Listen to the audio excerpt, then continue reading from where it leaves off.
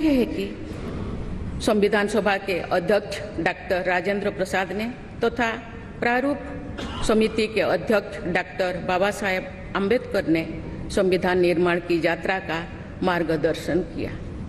बाबा साहेब आम्बेडकर ने प्रगतिशील और समावेशी सोच की छाप हमारे संविधान पर अंकित किया है। संविधान सभा में बाबा साहेब के ऐतिहासिक संबंधों से ये तथ्य स्पष्ट होता है कि भारत लोकतंत्र की जननी है। अपने लोकतंत्र पर गौरव की इसी भावना के साथ आज हम सब इस विशेष अवसर पर एकत्र हुए। ये अवसर संविधान सभा की 15 महिला सदस्यों के योगदान को स्मरण करने का भी है। हमें उन अधिकारियों के अमूल्य योगदान को भी याद रखना चाहिए जिन्होंने नेपथ्य में रहकर काम किया। उनकी कार्यनिष्ठा ने संविधान निर्माण की प्रक्रिया को सुचारू रूप से आगे बढ़ाया।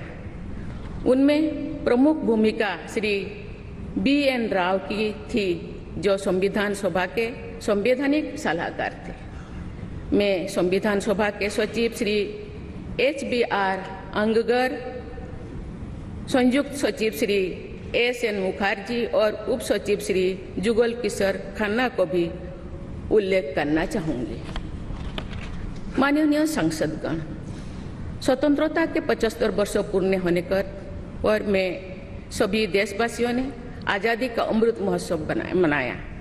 आगामी 26 जनवरी को हम अपने गणतंत्र की 75वें वर्षगांठ मनाएंगे। इस तरह के समारोह हमें अब तक की यात्रा का अवलोकन करने और आगे की यात्रा की बेहतर योजना बनाने के अवसर प्रदान करते हैं।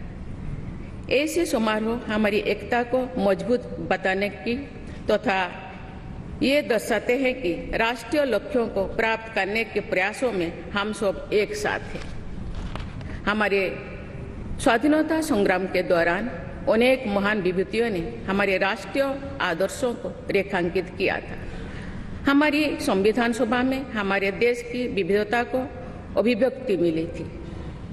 संविधान सभा में सभी प्रांतों और क्षेत्र के प्रतिनिधियों की उपस्थिति से अखिल भारतीय चेतना को शोर मिला था।